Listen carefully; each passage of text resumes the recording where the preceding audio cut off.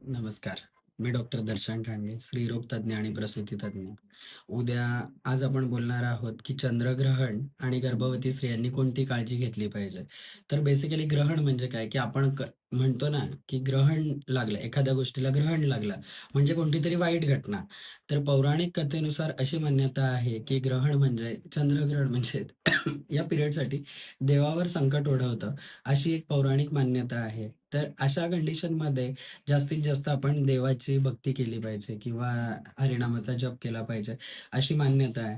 तर या कंडिशनमध्ये ग्रहण सुरू असताना वेद पाळायचे म्हणजे नक्की काय करायचं, की याच्यामध्ये सांगितलेलं असतं, की पाणी पिऊ नका, मलमूत्र उत्सर्ग करू नका. पण बाल, गर्भिणी आणि वृद्ध असतील, तर यांच्यासाठी कुठेतरी शिथिलता बघायला मिळते. तुम्ही तुमच्या शरीराची काळजी घेऊन हे वेद पाळा. जास्त वेळ लघवी, मल, मूत्र हे जर अडवून ठेवले, तर त्याच्याने तुम्हाला त्रास होऊ शकतो. जास्त वेळ लघवी अडवून ठेवली, तर तुम्हाला पोटात दुखायला लागू शकतं. सो तुम्ही तुमच्या गरजेनुसार पाणी प्या, गरजेनुसार मलमूत्र विसर्गासाठी जर तुम्हाला वाटत असेल, तर तुम्ही जाऊ शकता. पण ग्रहणाचे नियम पाळायचे आहेत म्हणून जाऊ नका, असं नाही सांगणार. त्यानंतर बरेच जण म्हणतात, की हे कापायचं नाही, ते करायचं नाही. त्याचं तात्पर्य एवढंच आहे, की तुम्ही एका ठिकाणी शांत बसायचं आहे आणि देवाचं तुम्हाला जे काही असेल, ते तुम्ही करू शकता.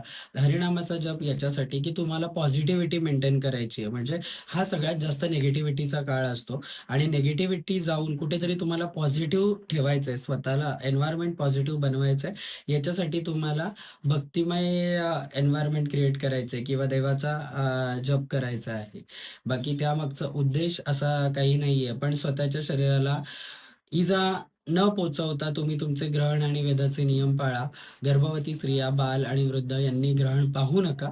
बाकी तुमचे जे काही वयोवृद्ध जे तुम्हाला सांगतील त्यानुसार तुम्ही नियम फॉलो करा. Thank you.